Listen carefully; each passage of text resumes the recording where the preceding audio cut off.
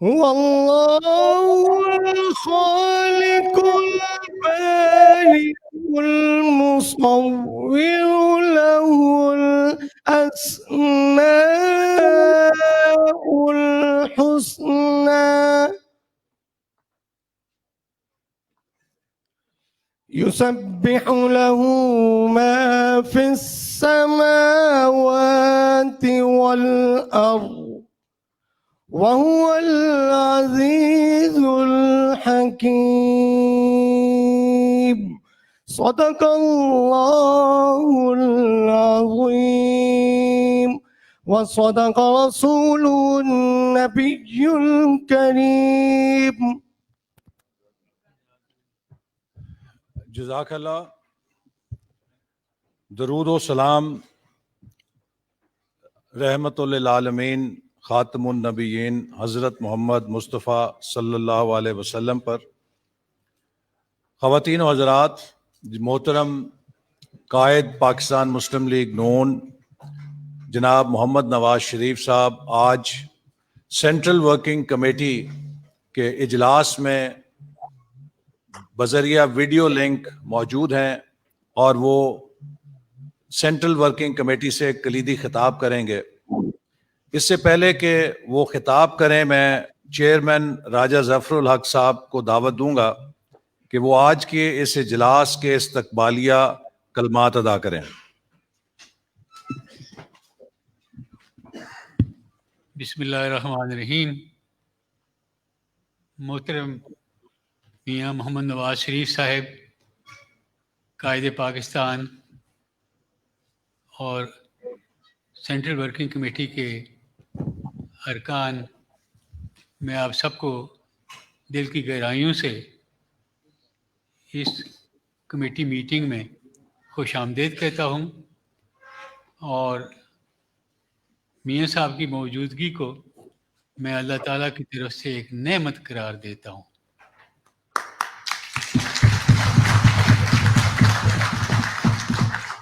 اس میں کوئی شک نہیں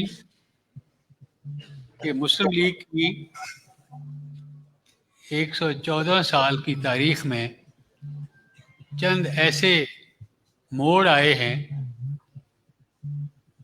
چند ایسی ڈیولپمنٹس ہوئی ہیں کہ ایک کمزور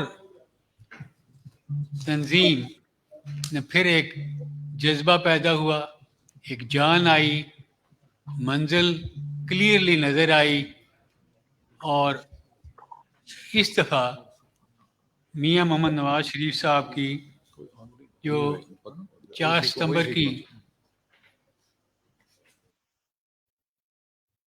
تقریر تھی کہ میں نے اور آپ نے سب نے محسوس کیا ہے کہ پاکستان کے اندر جو ایک مایوسی پھیلی ہوئی تھی اور لوگوں کی خواہش تھی کہ میاں صاحب خود قوم سے خطاب فرمائیں، انہوں نے یہ خطاب فرمایا اور ہم نے دیکھا کہ لوگوں کے چہروں کے اوپر رونق آ گئی.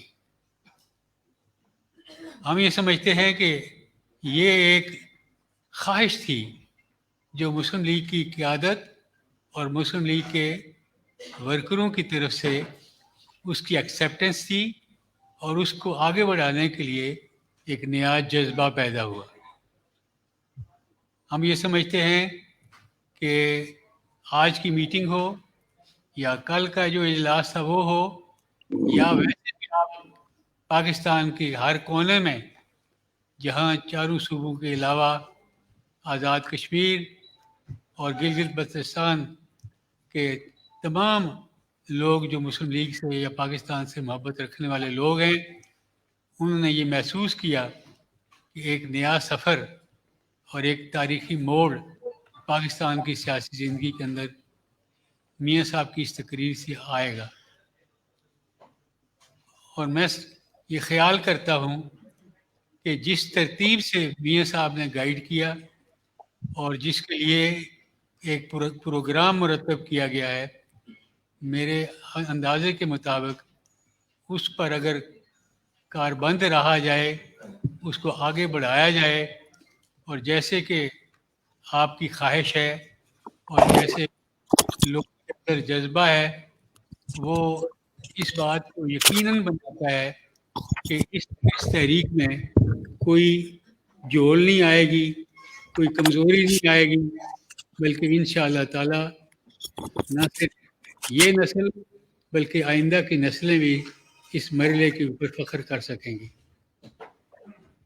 میں گزارشات نہیں کرنا چاہتا، میں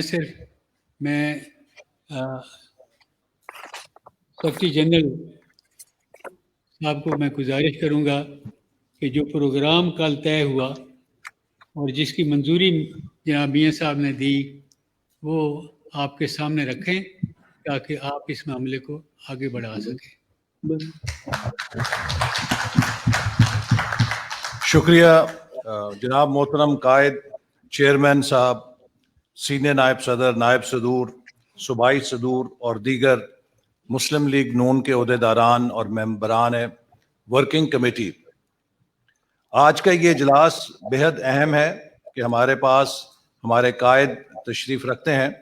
آج کے اجلاس سے پہلے کل سینٹرل ایگزیکٹو کمیٹی کا بھی اجلاس ہوا جس میں محترم قائد کی نگرانی میں اور رہنمائی میں ایک پارٹی نے موبلائزیشن اور اپنی رابطہ عوام مہم کا پلان تیار کیا ہے، اس کی میں تفصیل آپ کے سامنے ابھی پیش کروں گا، لیکن اس سے پہلے میں یہ ضرور کچھ گزارشات کرنا چاہتا ہوں تنظیمی حوالے سے۔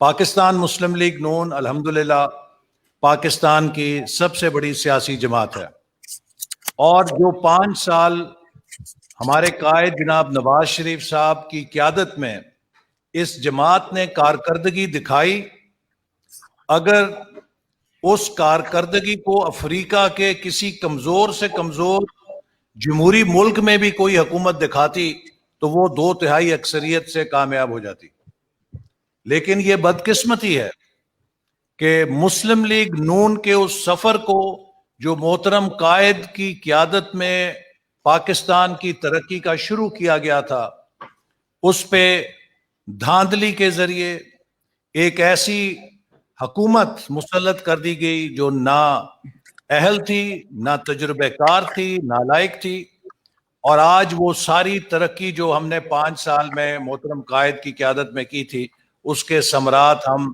اپنی آنکھوں کے سامنے ضائع ہوتا دیکھ رہے ہیں۔ نتیجتاً بدترین معاشی بحران، بدترین سیاسی بحران، بدترین سماجی بحران، بدترین خارجہ پالیسی کا بحران، اور وہ کشمیر جس کے لیے ہم نے جنگیں لڑیں اور کمزور حکومتیں بھی آئیں، طاقتور حکومتیں بھی آئیں، کبھی بھارت کو جرت نہیں ہوئی تھی کہ کشمیر کی متنازع حیثیت کو تبدیل کر سکے۔ آپ نے دیکھا کہ اس نئے پاکستان میں کتنی آسانی کے ساتھ مودی نے مقبوضہ کشمیر کو ہڑپ کر لیا، اور 1.25 سال سے ہماری حکومت سوائے سوشل میڈیا کے ٹرینڈ بنانے کے خاموش تماشائی بنی ہوئی ہے۔ تو آج مسلم لیگ نون کی طرف قوم کی نظریں ہیں، اور وہ ویژن جو ہمارے قائد کا اس ملک کو ایک آئینی ریاست بنانے کا ہے، جمہوری ریاست بنانے کا ہے، اقتصادی طور پہ خوشحال ریاست بنانے کا ہے، اس کے پایہ تکمیل ہونے کے لیے، اس کو شرمندہ تعبیر ہونے کے لیے ہمارا ایک تاریخی کردار ہے جو ہم نے ادا کرنا ہے۔ اس حوالے سے ہم نے مسلم لیگ نون کی تنظیم سازی کا عمل شروع کیا، اور مجھے یہ کہتے ہوئے خوشی ہے کہ پچھلے 6 ماہ کے اندر ہم نے مرکزی سطح کی تمام تنظیمی عہدوں کو پر کیا اور تنظیم مکمل کر لی ہے۔ تمام صوبوں کی سطح کی تنظیم مکمل ہے اور آج وہ اپنا کام کر رہی ہے۔ اسی طرح مسلم لیگ نون پہ ڈویژن کی سطح پہ ایک ٹیئر متعارف کرایا گیا، ڈویژنل عہدیداروں کا بھی چناؤ ہوا اور وہ بھی اب فنکشنل ہیں۔ ڈویژنل تنظیم کے بعد ہم نے ضلعوں کی سطح پہ تنظیم سازی کا کام مکمل کر لیا ہے، اور اب پی پیز کی سطح پہ جو صوبائی حلقے ہیں ان کی سطح پہ تنظیم سازی کا کام جاری ہے، اور ہمیں امید ہے کہ آئندہ چند ہفتوں میں یہ بھی تیزی کے ساتھ مکمل ہو جائے گا تو ہمارا تنظیمی ڈھانچہ الحمدللہ مکمل طور پہ کمپلیٹ ہوگا، اور پھر ہم اسے گراس روٹ لیول تک، ایک پولنگ سٹیشن تک انشاءاللہ تعالی لے کر جائیں گے۔ اسی طرح پارٹی پچھلے ایک سال کے اندر قومی اسمبلی کے اندر، سینٹ میں، پارلیمنٹ کے اندر بھی اہم کردار ادا کیا مختلف مواقعوں پر، اور عوام کی ترجمانی کی، جس کا نتیجہ یہ ہے کہ ہم اس حکومت کو مکمل طور پہ ایکسپوز کرنے میں کامیاب ہوئے، اور آج ہر شخص کے سامنے ان کی حقیقت واضح ہے۔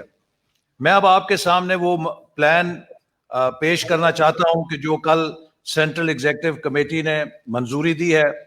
سب سے پہلے یہ ہے کہ آپ کو معلوم ہے کہ ہمارے صدر جناب شہباز شریف صاحب کو اس حکومت نے بے گناہ سراسر قانون کی دھجیاں بکھیرتے ہوئے گرفتار کیا، صرف اے پی سی کی بوکھلاہٹ میں اور مسلم لیگ نون کے کردار کو کمزور کرنے کے لیے، اور گلگت بلتستان کے انتخابی عمل میں پری پول ریگنگ کرنے کے لیے کہ وہ ہمیں انتخابی مہم سے روک سکیں۔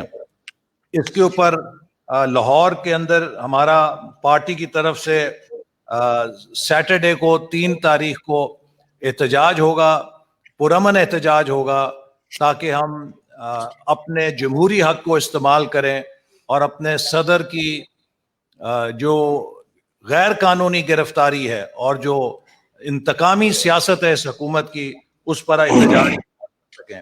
اسی طرح دیگر ڈویژنل ہیڈ کوارٹرز کے اوپر بھی یہ احتجاجی مظاہرے کیے جائیں گے۔ 7 اکتوبر کو قائد محترم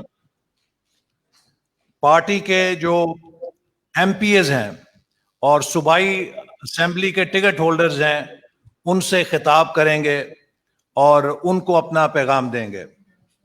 8 اکتوبر کو ایم این ایز، سینیٹرز اور قومی اسمبلی کے ٹکٹ ہولڈرز ان سے جناب قائد خطاب کریں گے اور ان کو اپنا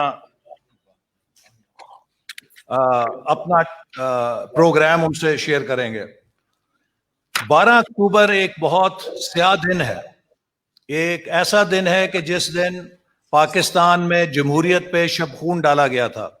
تو اس حوالے سے کراچی کی تنظیم اور ہماری سندھ کی تنظیم مل کر کراچی میں ایک عظیم الشان کنونشن اور جلسہ منعقد کریں گے، تاکہ ہم 12 اکتوبر کو پیغام دیں کہ پاکستان کی موجودگی میں آئندہ آئین پہ شب خون نہیں مار سکے گا۔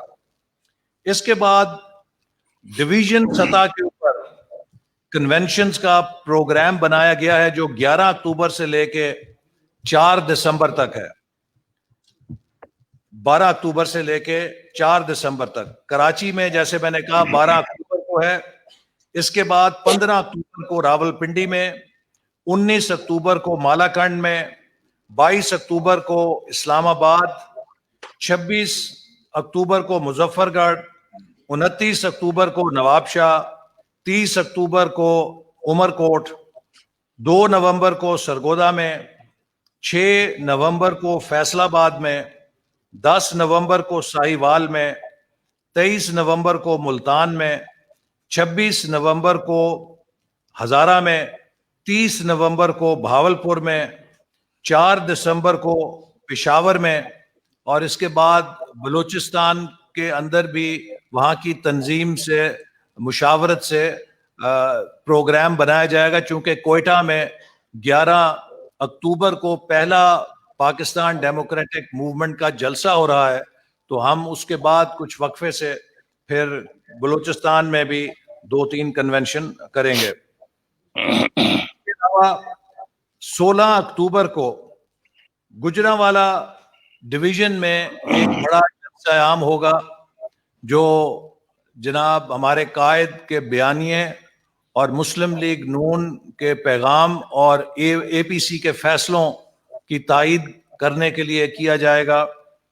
اس کے بعد ہم اپوزیشن کی دیگر جماعتوں کے ساتھ مل کر پاکستان ڈیموکریٹک موومنٹ کے زیر اہتمام ملک کے دیگر صوبائی دارالخلافوں میں بھی جلسے عام کریں گے، کراچی میں, پشاور میں, اور آخری جلسہ جو نومبر کے وسط یا تیسرے ہفتے میں ہوگا, یہ مسلم لیگ نون اس کی میزبانی کرے گی. اور انشاءاللہ تعالی یہ لاہور کا جلسہ پاکستان کی تاریخ کا سب سے بڑا جلسہ ہوگا.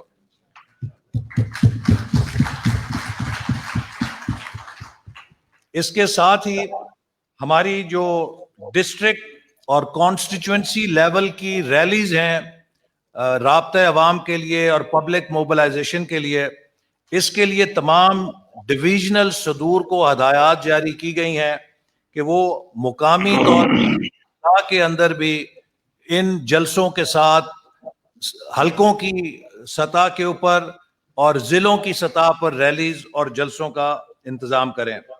ساؤتھ پنجاب کے اندر 4 جلسے ہوں گے جو کہ ہمارے ساتھ نئے لوگ بھی وہاں پر اب شامل ہو رہے ہیں.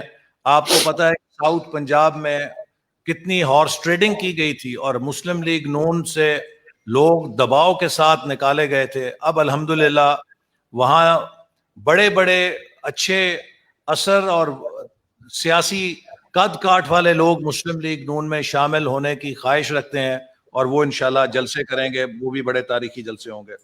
ساتھ ہی ساتھ 15 اکتوبر سے 13 نومبر تک ہم نے گلگت بلتستان کی انتخابی مہم کے لیے بھی شیڈیول بنایا ہے, جس میں ہر ہفتے ہمارے 3 مرکزی قائدین گلگت بلتستان میں موجود ہوں گے تاکہ وہاں کی انتخابی مہم میں ہم بھرپور شرکت کر سکیں. اور انشاءاللہ تعالی مریم نواز صاحبہ بھی گلگت بلتستان کا دورہ کریں گی. اسی طرح ملک کے اندر جو district high court bar associations ہیں ان کے اندر بھی ہم نے 10 اکتوبر سے لے کے 15 نومبر تک پروگرام تشکیل دیا ہے, جس میں پارٹی کے سینئر رہنما صوبائی سطح پہ اور ہائی کورٹ کی سطح پہ جتنے بار ایسوسیشنز ہیں وہاں پر خطاب کریں گے, اور جو بڑی ڈسٹرکٹ بار ایسوسیشنز ہیں ان سے بھی خطاب کریں گے تاکہ وکلا کے ساتھ یکجہتی کی جائے اور وکلا کو اپنی جدوجہد میں شامل کیا جائے. اسی طرح محترمہ مریم نواز صاحبہ گلگت بلتستان کے انتخابی مہم کے علاوہ چند منتخب مقامات پر جلسوں سے بھی خطاب کریں گی. اور پاکستان مسلم لیگ نون اسٹوڈنٹ موبلائزیشن کا نیا انیشیٹو دوبارہ شروع کر رہی ہے, جس میں ایم ایس ایف کو بالکل نئی پہچان کے ساتھ اور نئی آئیڈینٹی کے ساتھ لانچ کیا جائے گا تاکہ پاکستان کے نوجوانوں کو مسلم لیگ نون کے اقتصادی پروگرام کے ساتھ جوڑا جا سکے, چونکہ ہم ان کے مستقبل کی جنگ لڑ رہے ہیں. اس کے علاوہ 4 سیمینارز ہوں گے صوبائی دارالحکومتوں میں, جس میں پاکستان ڈیموکریٹک موومنٹ کے اغراض و مقاصد واضح کیے جائیں گے تاکہ لوگوں کو پتہ چلے کہ ہماری جدوجہد کسی اقتدار کی نہیں ہے, کسی کو اقتدار سے نکالنے کی نہیں ہے, بلکہ 72 سال کی جو بھول بھلیاں ہیں ان سے پاکستان کو نکال کے مستحکم کرنے کی ہے. تو اس حوالے سے ہم 4 صوبائی دارالحکومتوں میں بڑے سیمینار کریں گے, جس میں اوپینین لیڈرز کو بلائیں گے, جس میں دانشوروں کو بلائیں گے اور جس میں پروفیشنلز کو بلائیں گے اور ان کے ساتھ مکالمہ کریں گے.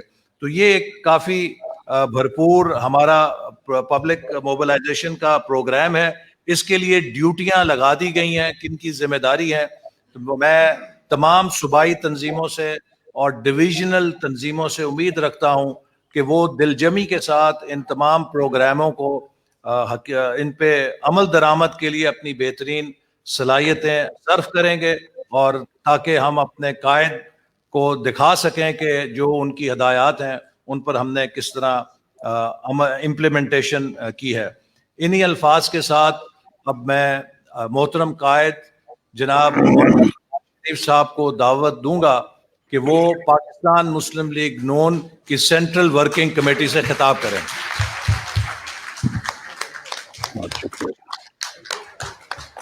بہت بہت شکریہ. Thank you very much.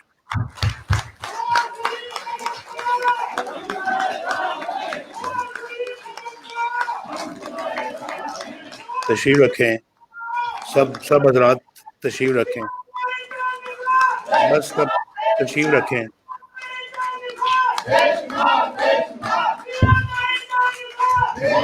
بس ٹھیک ہے. میں تشریف رکھیں. آپ مہربانی کر کے تشریف رکھیں.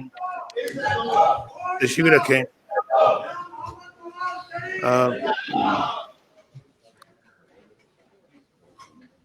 جناب راجہ ظفر الحق صاحب دکھائیں. محترم حسن اقبال صاحب، جناب شاہد خاقان عباسی صاحب، معزز اراکین CWC، السلام علیکم.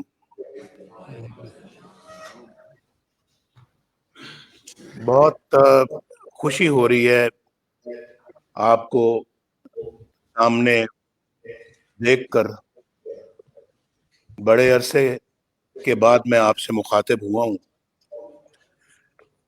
اور کیا کیا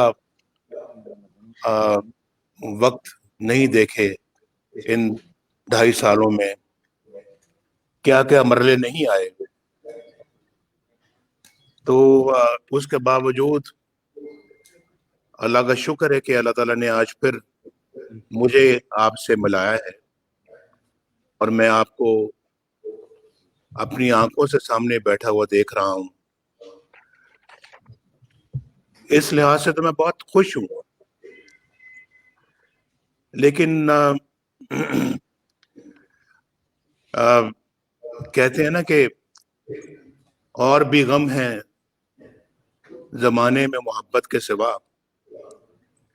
تو جب چاروں طرف ملک کے اوپر نظر ڈالتا ہوں تو دل بڑا غمگین ہوتا ہے. دکھ اور تکلیفیں محسوس کرتا ہوں. ہم کیا تھے، کہاں جا رہے تھے، اور آج کہاں ہیں اور کدھر جا رہے ہیں. ایک زمین آسمان کا فرق دیکھتا ہوں میں. مجھے سمجھ نہیں آتی کہ آنن فانن ایسا کیوں کر ہو گیا. کتنے خوشحال تھے لوگ 2018 تک. ہماری حکومت 2013 سے لے کے 2018 تک رہی ہے، اور میں آپ کی دعاؤں سے، اللہ تعالیٰ کے فضل و کرم سے، اور آپ کی سپورٹ سے میں 2013 سے لے کے 2017 تک میں وزیر اعظم رہا، اور بھرپور طریقے سے میں نے اور میری ٹیم نے جو یہاں پر بیٹھی ہوئی ہے اور جو یہاں پر اس وقت موجود نہیں ہے، مثلا شہباز شریف صاحب جو اس وقت جیل میں ہے، ناکردہ گناہوں کی سزا میں جیل میں ہے، یعنی محنت کر کے، خدمت کر کے پاکستان کا نقشہ بدل رہے تھے. بھائی یہ سب چیزیں جو ہیں یہ تاریخ کی بات ہے. کوئی میں زبانی جمع خرچ نہیں کر رہا، یہ لفاظی نہیں ہے. آپ نے خود مشاہدہ کیا ہے ہمارے کاموں کا اور ہماری حکومت کا. ہمارے اللہ کے فضل و کرم سے جو ہم نے کارنامے کیے ہیں ملک میں، ہم نے تو ہر سیکٹر میں کیے ہیں.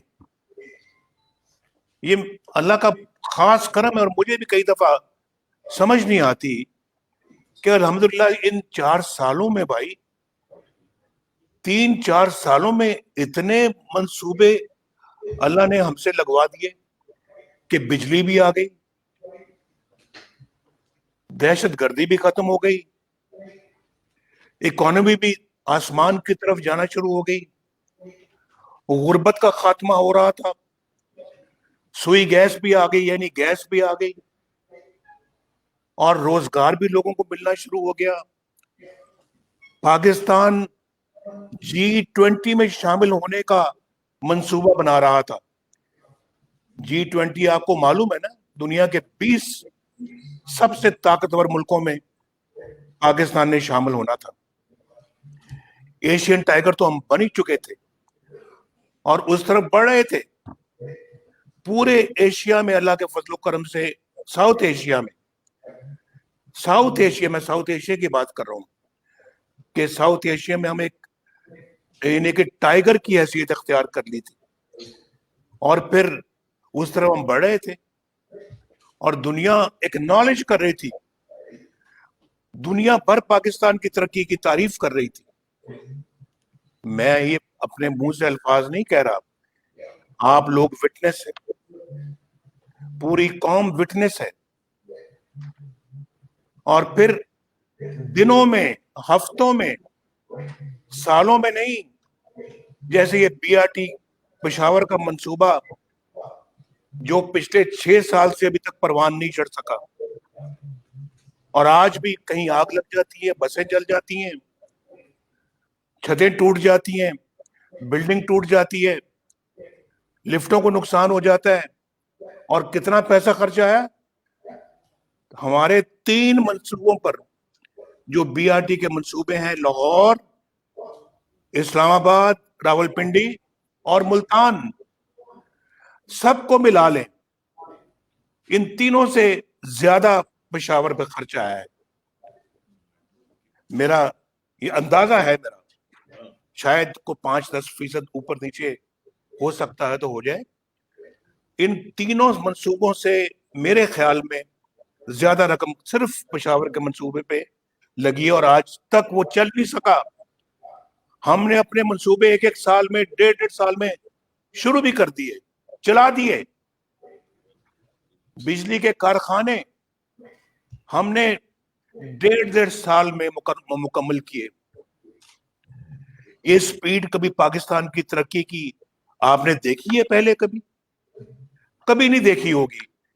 میرا دعویٰ ہے کبھی یہ سپیڈ آپ نے نہیں دیکھی ہوگی کہ اتنے بڑے بڑے بجلی کے کارخانے اللہ کے فضل و کرم سے 1.5 سال میں, 2 سال میں مکمل ہو رہے ہیں.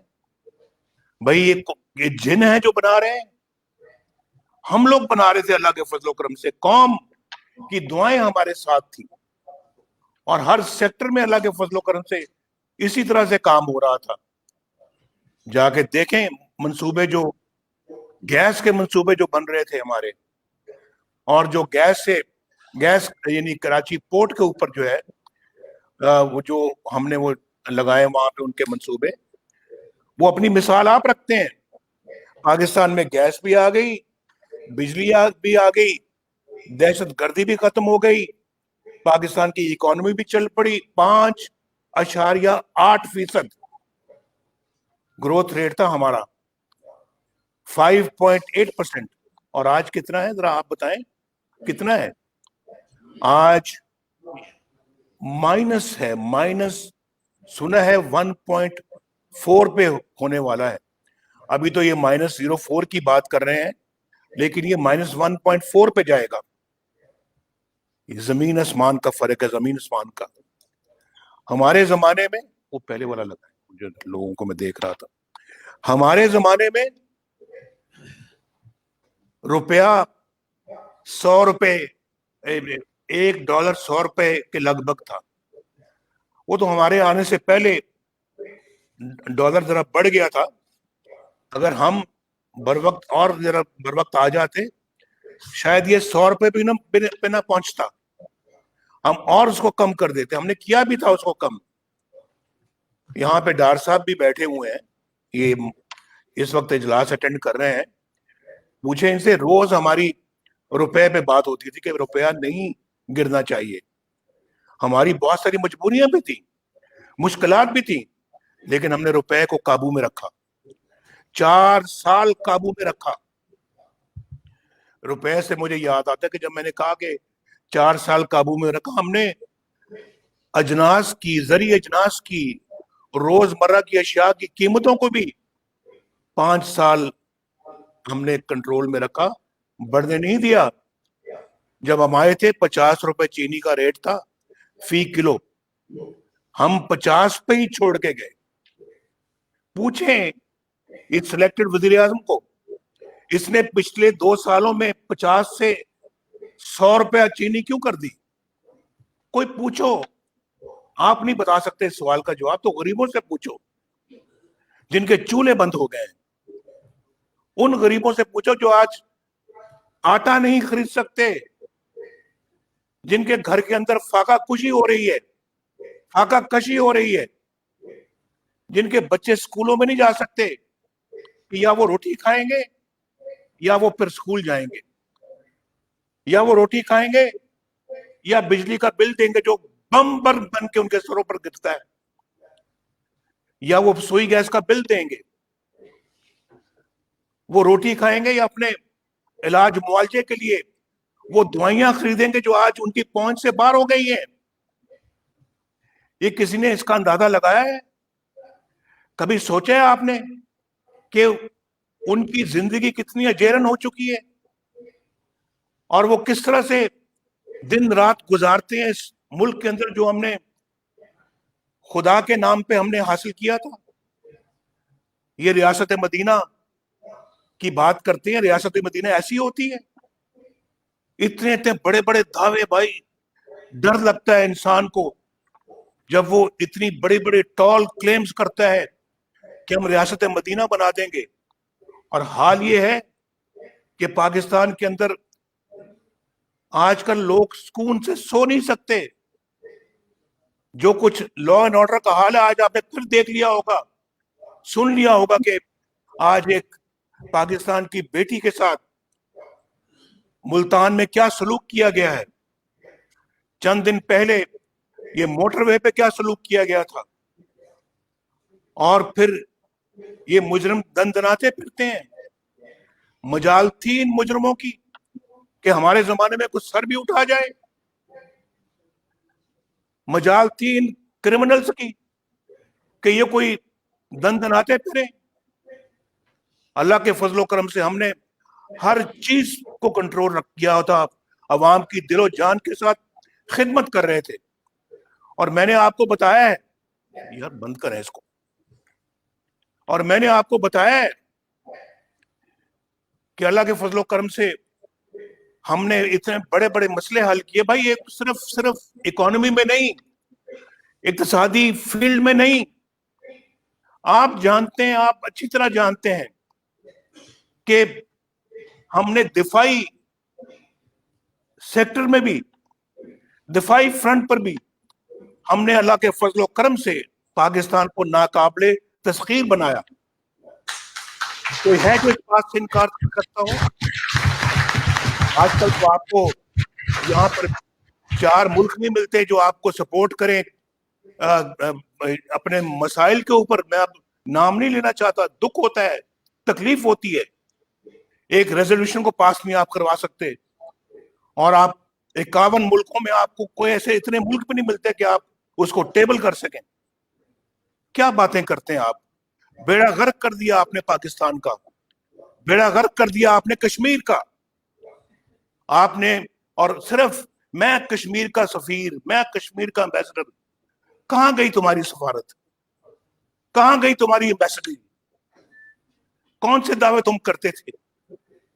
آپ نے تو ملک کو تباہ و برباد کر دیا ہر سیکٹر میں, ہر فیلڈ میں. آپ مجھ سے پوچھو, میں بھی تنگ ہوں. یہ جو سامنے بیٹھے ہوئے ہیں یہ سب تنگ ہیں. غریبوں کی جھونپڑیوں میں جاؤ, ان کی جھگیوں میں جاؤ, وہ بھی تنگ ہیں. وہ بھی پتہ نہیں کیسے زندگی گزار رہے ہیں. پوچھو جا کے ان کے کیا جذبات ہیں. ان کے بچوں سے پوچھو جا کے کیا ان کو تن ڈھانپنے کے لیے کپڑے ملتے ہیں؟ تن ڈھانپنے کے لیے کیا کپڑے میسر ہیں؟ پوچھو ذرا ان سے. عید آتی ہے, عید پہ بچے روتے ہیں کہ ابو ہمیں نیا جوتا لے دیں. نئے جوتے کے لیے پیسے نہیں ہیں لے کے دینے کے لیے بچوں کو, نئے کپڑے لے کے دینے کے لیے پیسے نہیں ہیں بچوں کو. عید پہ بھی ان کو یہی فکر ہوتی ہے کہ ہم کھانا کہاں سے کھائیں گے. عید والے دن بھی یہ فکر ان کو نہیں چھوڑتا. اور آپ کہتے ہیں ہم 1 کروڑ نوکریاں دیں گے. کہاں ہیں وہ 1 کروڑ نوکریاں؟ کہاں وہ بلند بانگ دعوے؟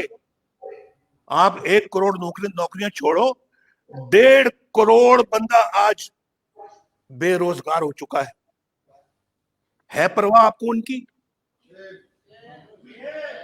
کیا سوچتے ہیں آپ؟ کہاں ہیں آپ؟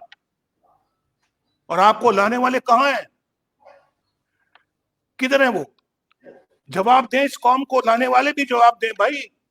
میں نے تو چند دن پہلے کہا تھا, میں نے کہا بھائی اس عمران خان سے ہمارا مقابلہ نہیں ہے, اس کو ہم کوئی اہمیت نہیں دیتے, یہ تو ایک سلیکٹڈ وزیر اعظم ہے, لا کے بٹھا دیا آپ نے, اس ملک میں مسلط کر دیا آپ نے, ہمارے سروں پہ مسلط کر دیا ہے.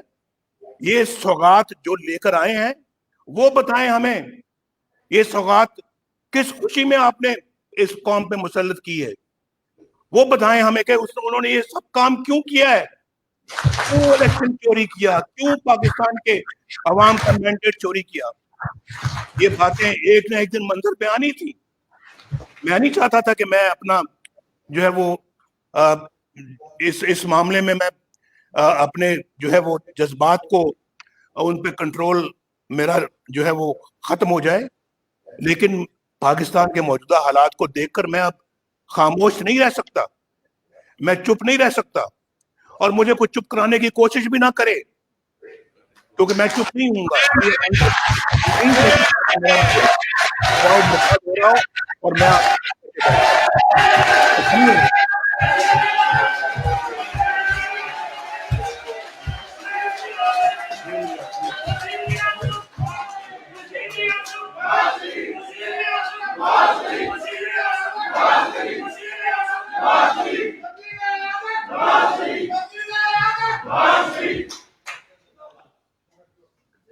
ایک سب سے پہلے نعرہ لگا رہے ہیں آپ, نعرہ آپ لگائیں بالکل بڑے شوق سے, لیکن ذرا نعرہ لگانے سے پہلے کیا میں آپ سے پوچھ سکتا ہوں, اور جواب مجھے دینا پورے خلوص کے ساتھ اور دیانتداری کے ساتھ.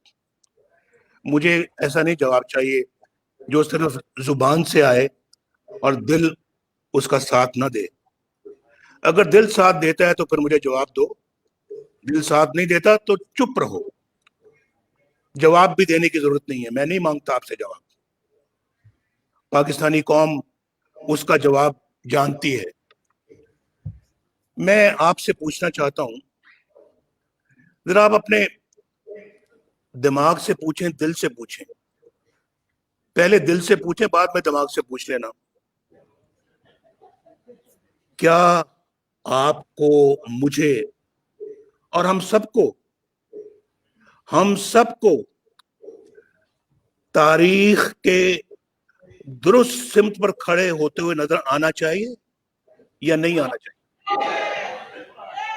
مجھے ذرا بالکل دل سے پوچھ کے ہاتھ کھڑا کر کے بتاؤ, ہمیں تاریخ کے درست سمت میں کھڑے ہوتا ہوا نظر آنا چاہیے یا نہیں؟ جو سمجھتے آنا چاہیے ہاتھ کھڑا کرو.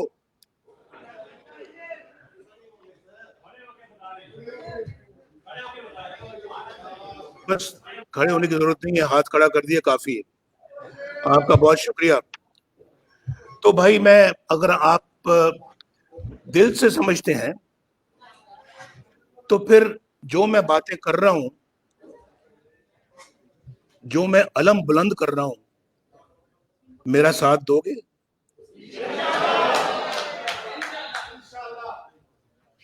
اس سوال کا جواب بھی دل سے پوچھ کے بتاؤ, میرا ساتھ دو گے؟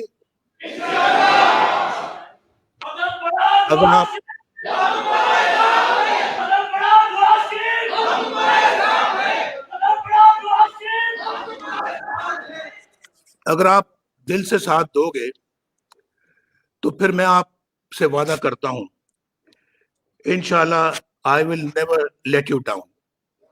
میں کبھی آپ کے ساتھ نہیں چھوڑوں گا, اور آپ انشاءاللہ مجھے اسٹیڈ فاسٹ پائیں گے انشاءاللہ. آپ مجھے اپنی نظریے پہ ہمیشہ مجھے قائم و دائم پائیں گے انشاءاللہ. مجھے کسی چیز کی کوئی پرواہ نہیں ہے. آج میں اگر میدان میں نکلا ہوں اپنے ملک کو بچانے کے لیے, تو میں بالکل اپنی اور یہ मैं समझता हूं कि हर पाकिस्तानी को ये किरदार आज अदा करना होगा, हर पाकिस्तानी को।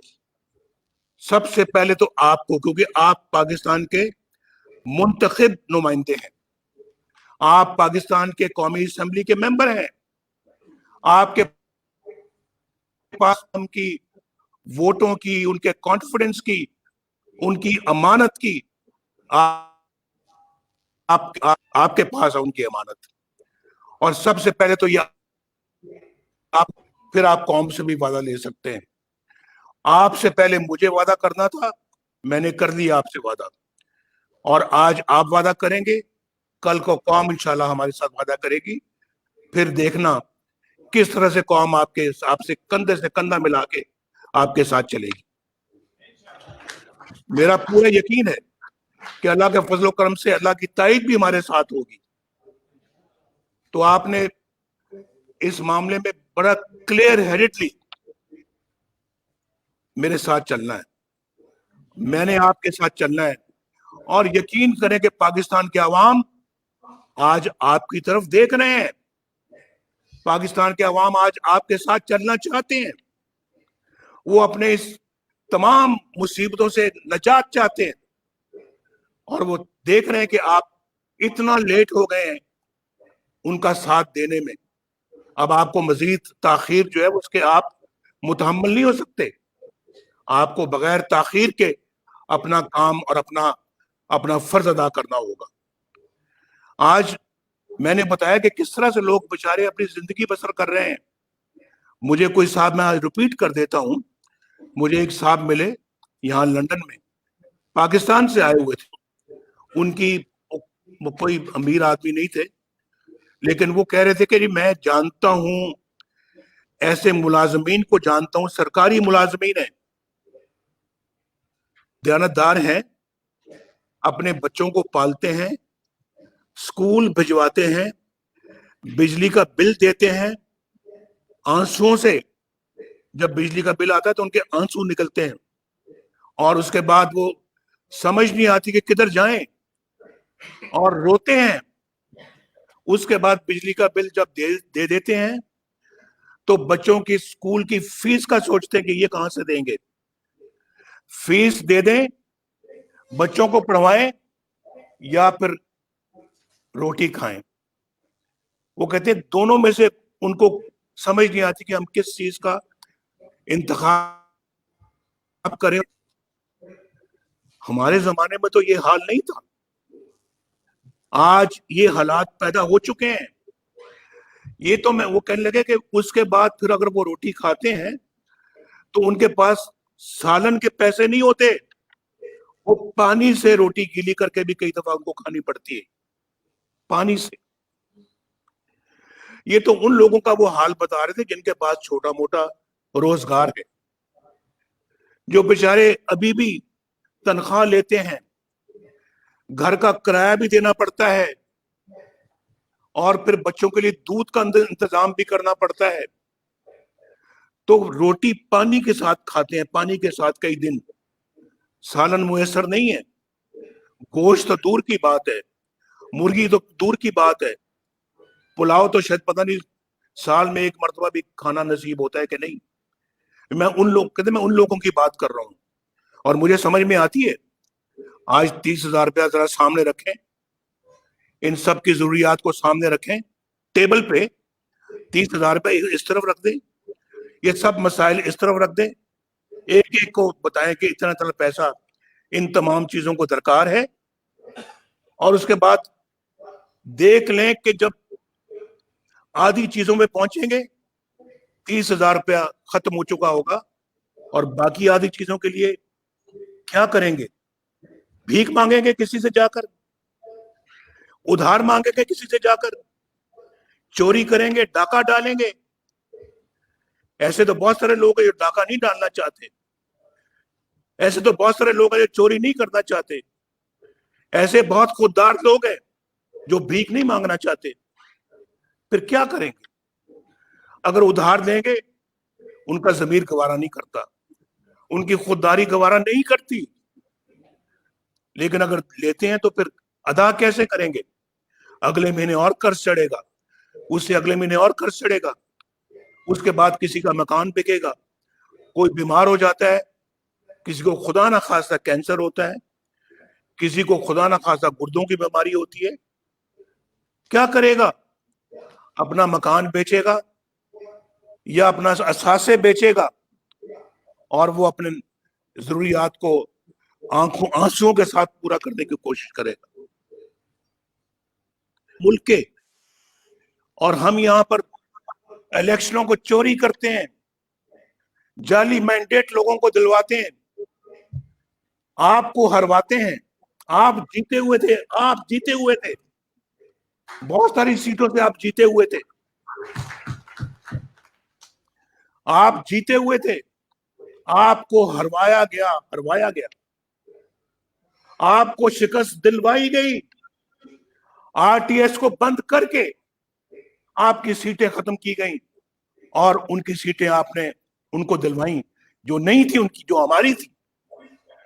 मुझे बताएं, कई हलकों में इस कदर वोट मुस्तरद हुए कि माजी की तारीख में उसकी कोई मिसाल नहीं मिलती। ये बात मैं सच कहता हूं या नहीं कहता? और डबल डबल मोहरें लगी हुई थी।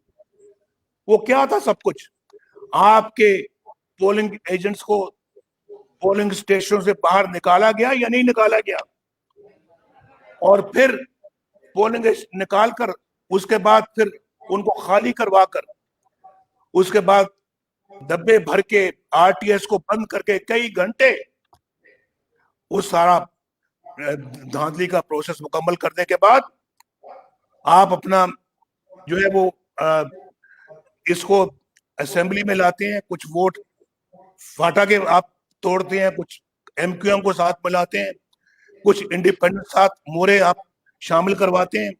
ये ट्रैक्टर वाले कौन लोग थे? कौन थे ट्रैक्टर वाले, जरा बताएंगे? ये ट्रैक्टर वाले वही लोग थे जिनकी मैं बात कर रहा हूं, और जो लाने वाले हैं उनका, ये उनका निशान था। और उनको आप लाते हैं और फिर सिर्फ 4 वोटों से इस सिलेक्टेड को आप वजीर आजम बनाते हैं, 4 वोटों से, फिर भी 4 वोटों से।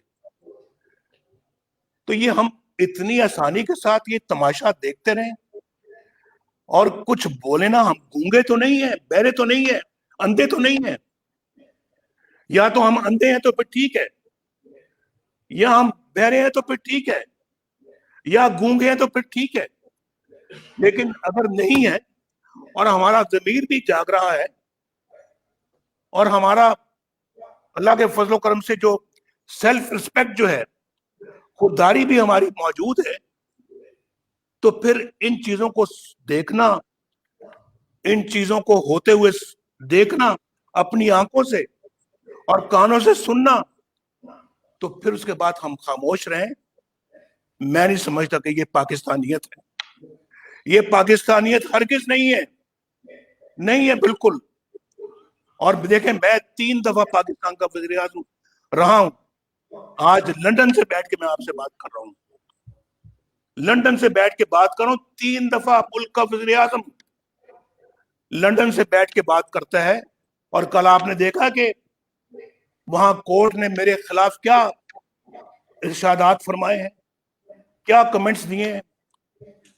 अब किस तरह से बंदा जो है वो ये मैं एक कहे कि जनाब हमें इंसाफ मिलेगा? क्या इंसाफ मिलेगा? और पहले क्या इंसाफ मिला है? मोहम्मद बशीर की अदालत से वो कर्नल क्या कर रहा था बात वहां पे? वो कर्नल साहब जो वहां पे मोहम्मद बशीर की अदालत में गए, उन्होंने क्या जाके वहां पे बात की? मोहम्मद बशीर, उनका क्या काम था वहां जाने का? और उसके बाद फिर जो दूसरी अदालत जो है अरशद मलिक की, क्या कह गए अरशद मलिक साहब? आप बताएं, उनको फारिग कर दिया, वो तो चले गए घर। फैसला अभी तक मौजूद है, फैसला मुअत्तल नहीं हुआ, फैसला डिसमिस नहीं हुआ, वो डिसमिस हो गए, फैसला डिसमिस नहीं हुआ। ये है इंसाफ। और इस इंसाफ की आपने परसों जो है ना एक और झलक देखी है, जब शहबाज शरीफ साहब को पकड़ के सीधा जेल में ले गए। अभी तक उनको सुनना भी गवारा नहीं किया कि वो क्या कहते हैं अपने डिफेंस में। अपने दिफा में, अपने हक में वो क्या बात करते हैं, वो भी सुनना गवारा नहीं किया। और दूसरी तरफ भी आपको मालूम है ना, जनरल बाजवा, जो आसिम बाजवा, करोड़ों के एसेट्स और असासे अमेरिका में बनाए हैं पिछले 15-20 सालों में जी। अरबों के असासे बनाए हैं वहां पे अमेरिका में। और बच्चे जनाब कहते हैं वो उनकी अलग दास्तान है। और उसके बाद जब सारी बात खुल के आती है तो पता नहीं वो भी बाय म्यूचुअल अंडरस्टैंडिंग होगा, इस्तीफा देने जाते हैं। इमरान साहब कहते हैं कि नहीं नहीं नहीं नहीं, आप तो बहुत ईमानदार हैं, आपने तो कहाँ कोई गड़बड़ की होगी, हम सब आपके विटनेस हैं भाई, हम सब आपके गवाह हैं, आपने तो कोई गड़बड़ नहीं की, ये लें, वापस लें, अपना इस्तीफा ले जाएं। ये म्यार है यहाँ पर ईमानदारी का और बेईमानी का पाकिस्तान के अंदर। ये सब लोग जो है, ये जो जद्दी पुश्ती जो यहाँ पे जो अपने लोग जिनके पास अल्लाह ताला ने अच्छे ज़राए दे रखे हैं, वो सब के सब बेईमान हैं, क्योंकि उनका ताल्लुक जो है ना वो पार्लियामेंट से है, वो सियासी पार्टी से है। और ये लोग, ये जो अपना जिन्होंने असासे अरबों के वहां बाहर बनाए हैं, ये बनाने के बावजूद ईमानदार है। यार ये मेयार तो नहीं चलेगा यहाँ पर। और फिर आप ये तवक्को करें कि ये मेयार ये हो और फिर नवाज शरीफ खामोश रहे। नवाज शरीफ उस मिट्टी का नहीं बना हुआ कि जो ऐसी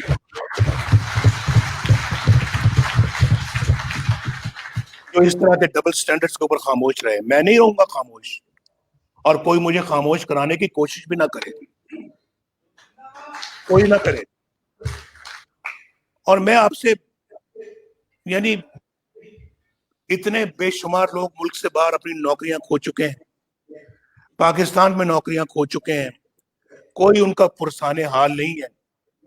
और जैसे मैंने अभी कहा कि क्या किसी ने उनकी जाके मिजाज पुरसी की है, किसी ने उनकी खबर दी है, पूछा है कि आप किस हाल में हैं, आप जिंदा भी हैं या नहीं?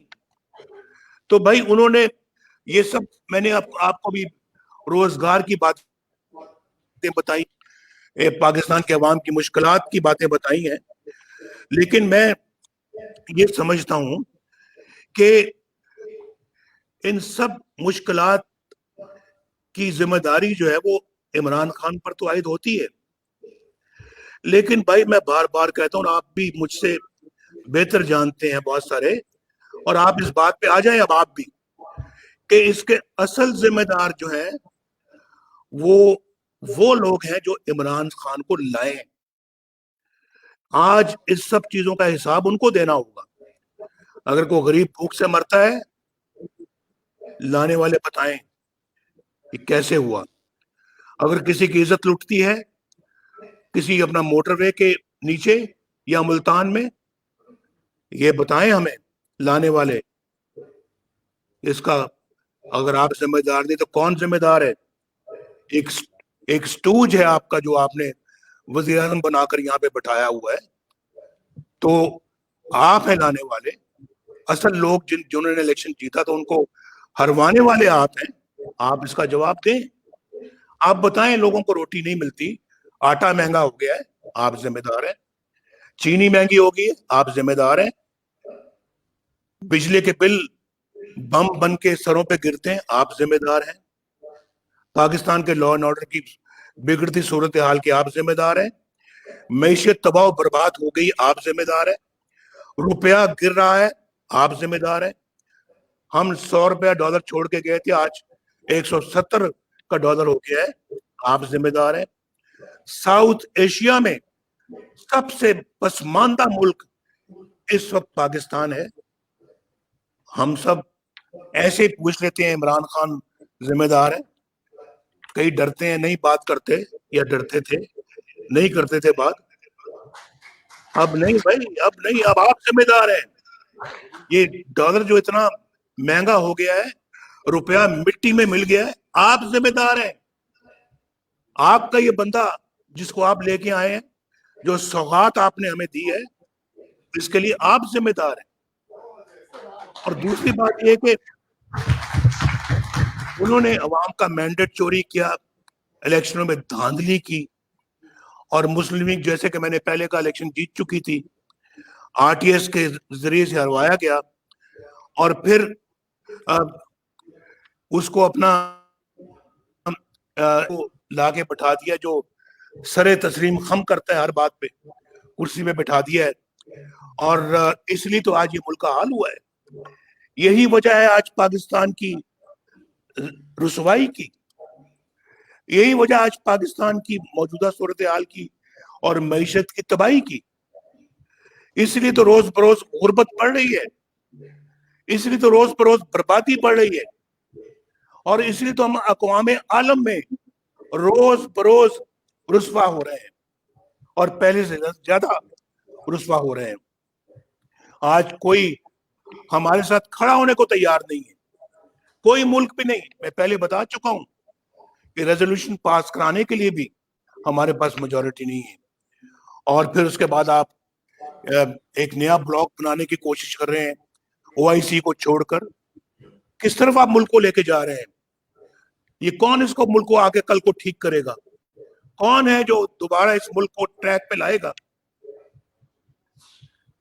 بھائی یہ تو سلسلہ الیکشن سے پہلے شروع ہو چکا تھا، یہ تو الیکشنوں کے بعد کی باتیں میں کر رہا ہوں نا، لیکن سلسلہ الیکشن سے پہلے شروع ہو گیا تھا، جب آپ نے نواز شریف کو وزارت عظمیٰ سے فارغ کروا دیا، صرف بیٹے سے تنخواہ نہ لینے پر.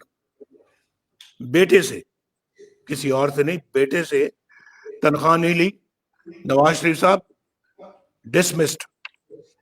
اور پھر وزارت عظمیٰ سے نکالنے کے بعد آپ نے اس کے خلاف ریفرنس بنوائے، اس کو سزائیں دلوائیں انہی عدالتوں سے جن کا میں نے آپ کے سامنے ابھی ذکر کیا ہے.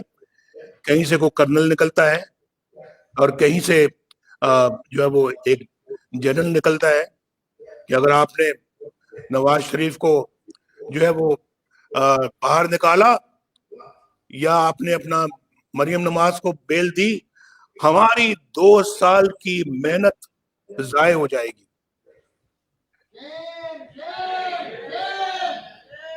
یہ ہے وہ 2 سال کی محنت جو ضائع ہونے کا خدشہ تھا ان کو. یہی وہ 2 سال کی محنت تھی نا، کہ آئی ایس آئی کے جنرل فیض حمید ان کو ملنے گئے کہ آپ نے نواز شریف کو ضمانت نہیں دینی، نہ اس کی بیٹی کو. اور جب وہ نہیں مانے تو ان کے چیف جسٹس کے پاس چلے گئے اور ان پر دباؤ ڈالا. اور پھر مریم اور نواز شریف کے جو بینچ ہے اس میں شوکت صدیقی کو مت رکھا جائے. پھر آپ کہتے ہو ہم سیاست میں انٹرفیئر نہیں کرتے، ہم مداخلت نہیں کرتے، ہم دوسرے اداروں میں مداخلت نہیں کرتے. پھر یہ اس کو کیا کہتے ہیں؟ اس کو مداخلت کی جگہ کوئی اور نام دیں گے. اور جنرل صاحب کون ہے؟ General Faiz Hamid I S I کے ڈائریکٹر جنرل ہیں. اور کن کی انسٹرکشن پہ کام کرتے ہیں؟ وہ از خود کرتے ہیں یا کسی سے انسٹرکشن کے آرڈرز لیتے ہیں؟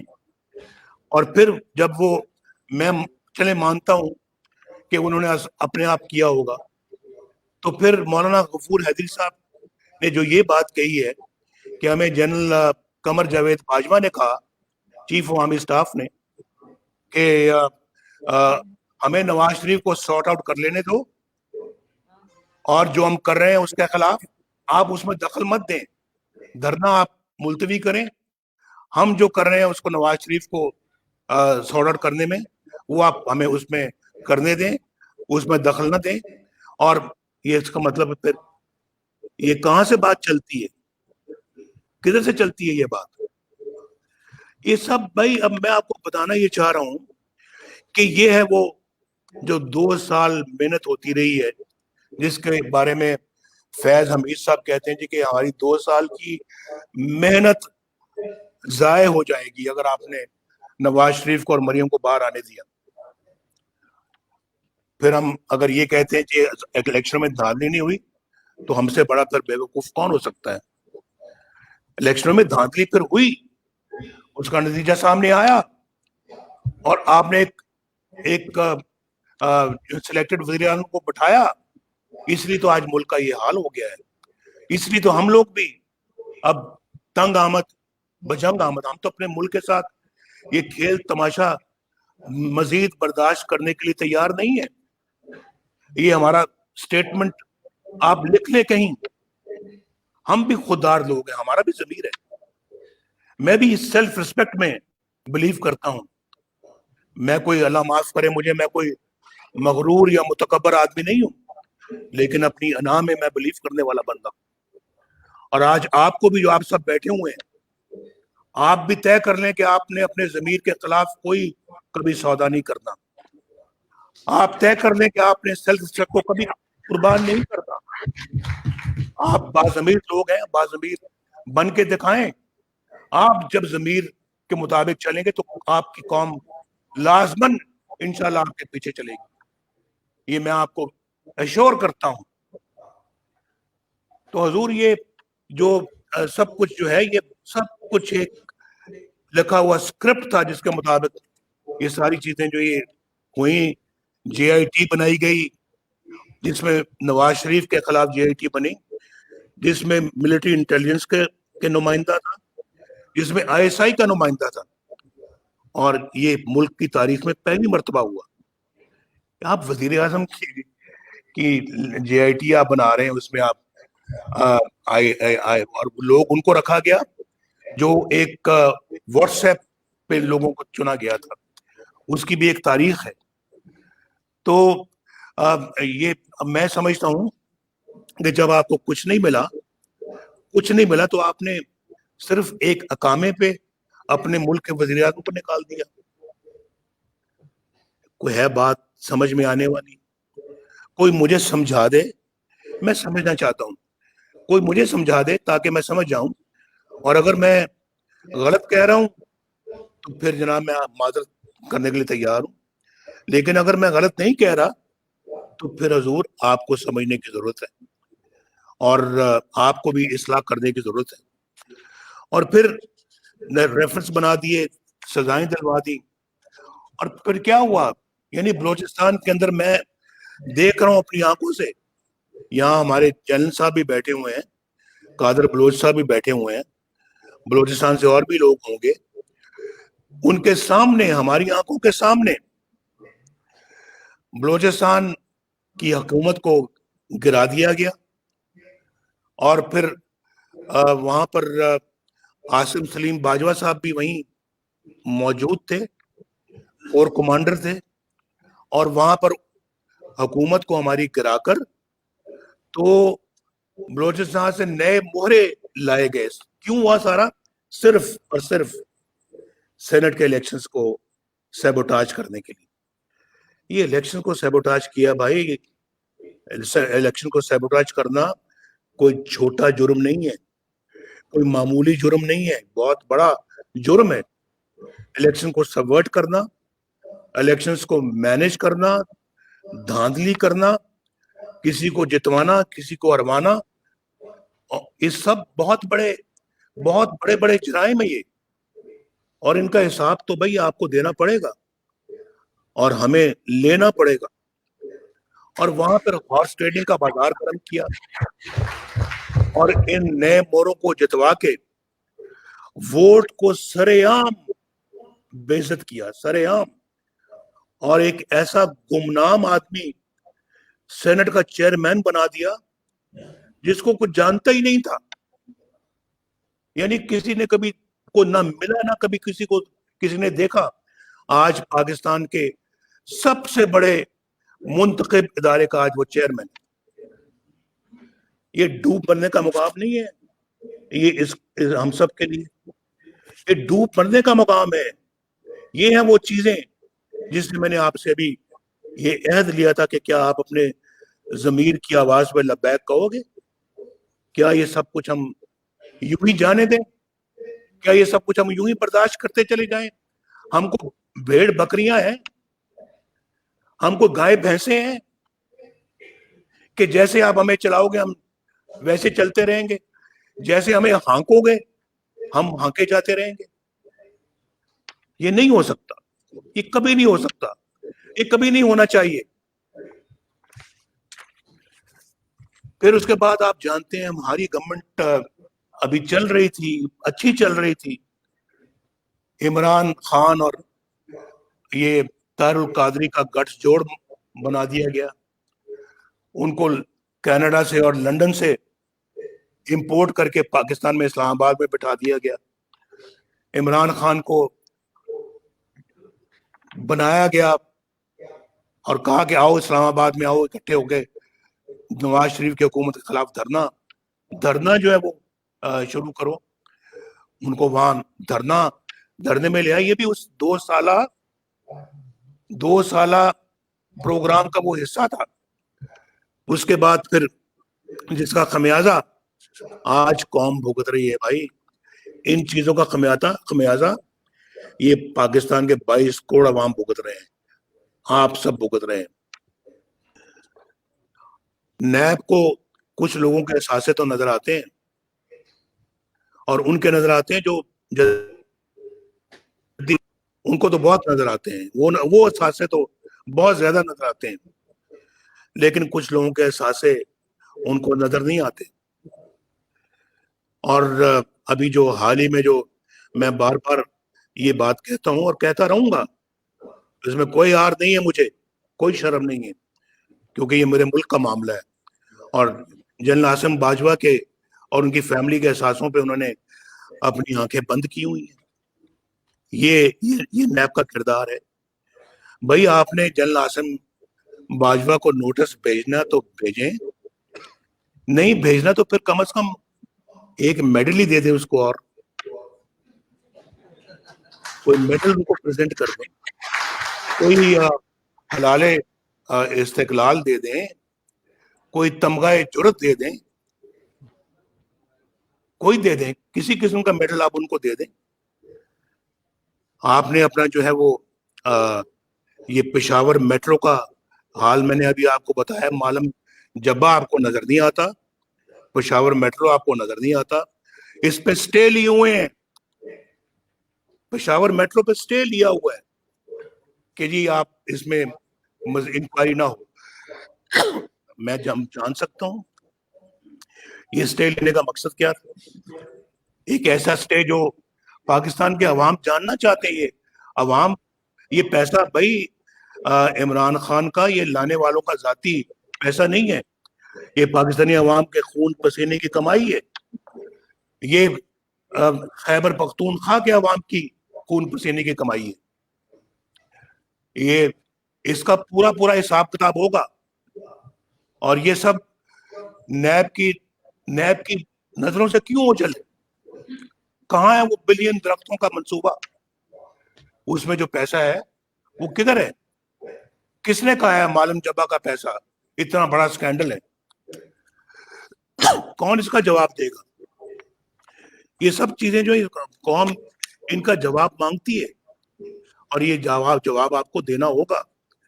میں کل بھی میں نے کہا ہے کہ میں اپنا دوسری میں آپ کو یہ بھی بتانا چاہتا ہوں کہ یہ کون بتائے گا ہمیں فورن فنڈنگ کیس جو ہے وہ اتنے سالوں سے کیوں دبا ہوا ہے؟ کیوں نہیں وہ سامنے آتا؟ اور کیوں نہیں اپنا جو ہے وہ اس کا کوئی حساب کتاب قوم کے سامنے آتا؟ کیوں اس کے خلاف بھی اسٹے آرڈر وغیرہ لیتے رہے اور دے رہے ہیں؟ اور کیونکہ اس میں سب گڑبڑ کرپشن ہے، پیسہ کھایا ہے، پیسہ بنایا ہے انہوں نے، اور لیکن مجھے سمجھ نہیں آتی اس کو کون روک رہا ہے کہ وہ فیصلہ جو اس کا سنایا جائے اور فیصلہ قوم کے سامنے لایا جائے۔ میں جاننا چاہتا ہوں، علیمہ خان کو تو آج تک کسی نے پوچھا نہیں، اور آپ نے کہاں سے جائیدادیں بنائی؟ علیمہ خان صاحبہ کو آپ کو بتانا چاہیے نیب کو کہ جی ہم نے علیمہ صاحبہ کو ابھی تک کیوں نہیں نوٹس بھیجا، کیا وجہ ہے؟ یہ قوم جاننا چاہتی ہے، پوری اپوزیشن جاننا چاہتی ہے۔ پھر آپ نے تو زندگی میں عمران خان صاحب کبھی کوئی کاروبار نہیں کیا، آپ نے تو کبھی کوئی کاروبار نہیں کیا، کبھی آپ نے کوئی کمائی نہیں کی۔ یہ بنی گالہ کی ریاست کہاں سے بنی؟ اس کے لیے پیسہ کدھر سے آیا؟ یہ آپ کو جوابات دینے ہوں گے۔ اگر آپ کو وہ ثاقب نثار صاحب چھوڑ گئے ہیں، اس کا یہ مطلب نہیں کہ قوم بھی چھوڑ دے گی آپ کو، ہم نہیں چھوڑیں گے آپ کو۔ اور اس کے لیے پیسے کہاں سے آئے؟ زمان پارک کے گھر کو دوبارہ تعمیر کیا، اس کی کدھر سے آئے؟ ٹیکس تو آپ سنا ہے کہ مشکل سے 1,00,000 2 لاکھ روپے دیتے ہیں، تو کروڑوں روپے کس طرح سے آپ نے اپنے زمان پارک کے گھر پہ لگا دیے؟ کس طرح سے کروڑوں اربوں کی جائیداد بنی گالہ میں آپ نے بنا لی ہے کہ جب آپ نے کہ میری بیوی نے مجھے فلاں پیسے بھیجے، میں نے ادھر سے ادھر بھیجے، اس نے ادھر سے ادھر بھیجے؟ یہ کیا چکر دے رہے ہیں آپ؟ یہ کوئی نہیں مانتا، کوئی نہیں مانتا۔ آپ ان سب چیزوں کے بعد ٹھہرے صادق اور امین، اور ہم جو 1937 سے ہمارے بڑے ماشاءاللہ پاکستان کے اندر خون پسینے کی کمائی کرتے رہے ہیں، اپنے ہاتھوں سے کام کرتے رہے ہیں، ہم جو ہے وہ سب سے بڑے چور ٹھہرے۔ یہ نہیں چلے گا بھائی، اس کو کوئی تسلیم نہیں کرے گا، کوئی تسلیم نہیں کرے گا۔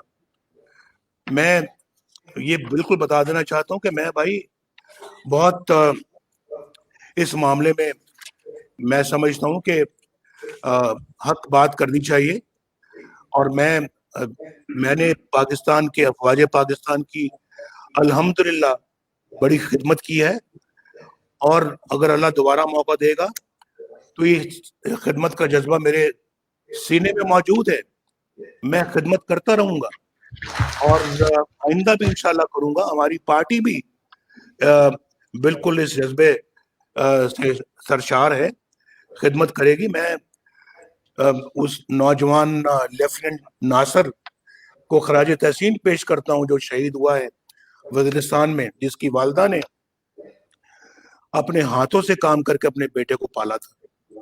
میں اس ماں کو سلام پیش کرتا ہوں، لیکن میں اس فوجی کو سلام پیش نہیں کرتا جو وزیر اعظم ہاؤس کے دیواروں کو پھلانگ کر، اس کے گیٹ کو پھلانگ کر اندر داخل ہو کے اپنے ملک کے وزیر اعظم کو گرفتار کرے۔ میں اس کو سلام نہیں کرتا، ہرگز نہیں کروں، اور میں اس کو بھی سلام نہیں کرتا جو ملک کی دولت لوٹ کر امریکہ میں جا کے جائیدادیں بنائے۔ میں اس کو بھی سلام نہیں کرتا جو عوام کا مینڈیٹ چوری کرے، کبھی نہیں کروں گا۔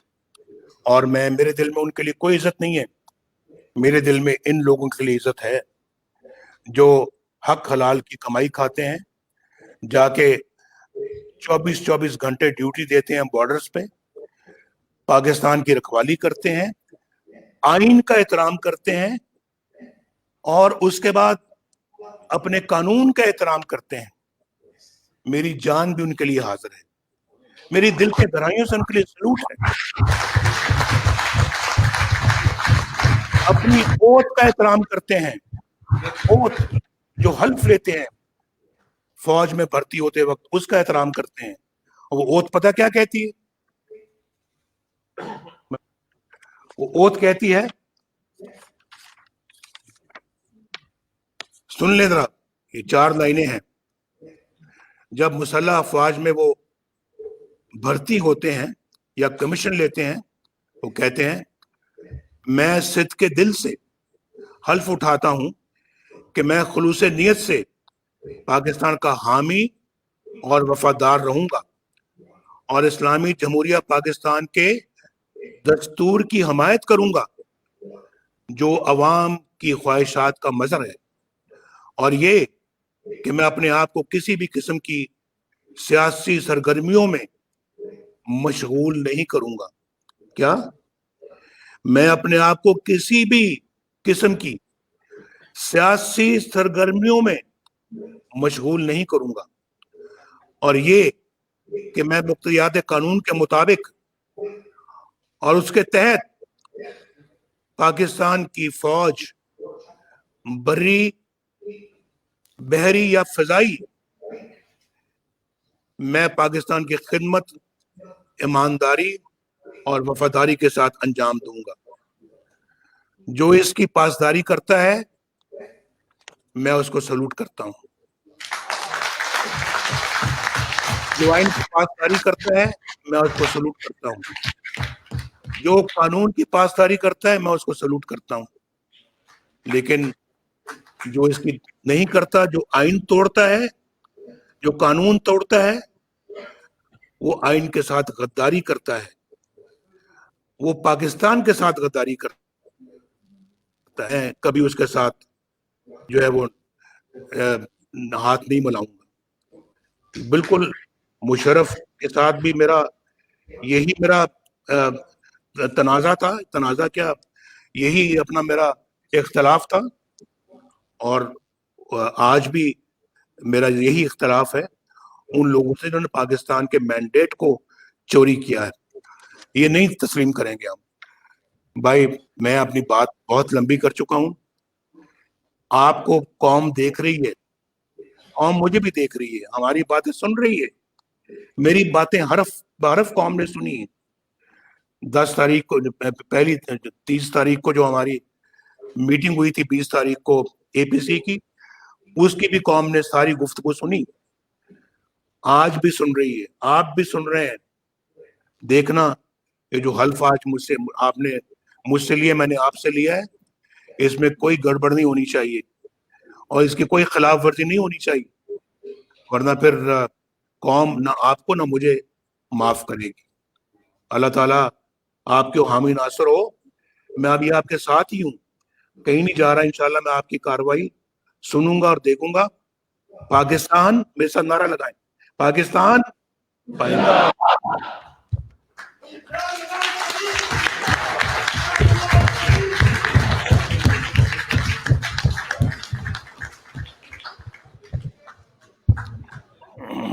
मोहतरम कायद, मैं पाकिस्तान मुस्लिम लीग नून की वर्किंग कमेटी के बिहाफ पे आपका शुक्रिया अदा करता हूं कि आपने अपने खिताब के ज़रिए न सिर्फ हमारी रहनुमाई की बल्कि पूरी कौम की रहनुमाई की।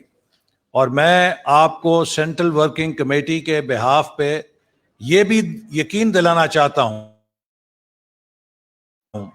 कि इंशाल्लाह लीग नून का हर वर्कर आपकी कॉल पर लब्बैक कहेगा और उस हल्फ की पासदारी करेगा जो आज सेंट्रल वर्किंग कमेटी में मौजूद अराकीन ने उठाया है, चूंकि ये तमाम अराकीन भी मुस्लिम लीग नून की गवादर से लेके गिलगित तक फैली हुई शाखों के नुमाइंदा हैं।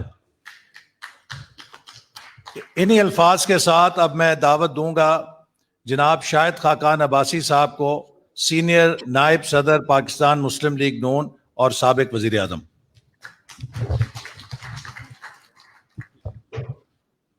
बिस्मिल्लाहिर्रहमानिर्रहीम।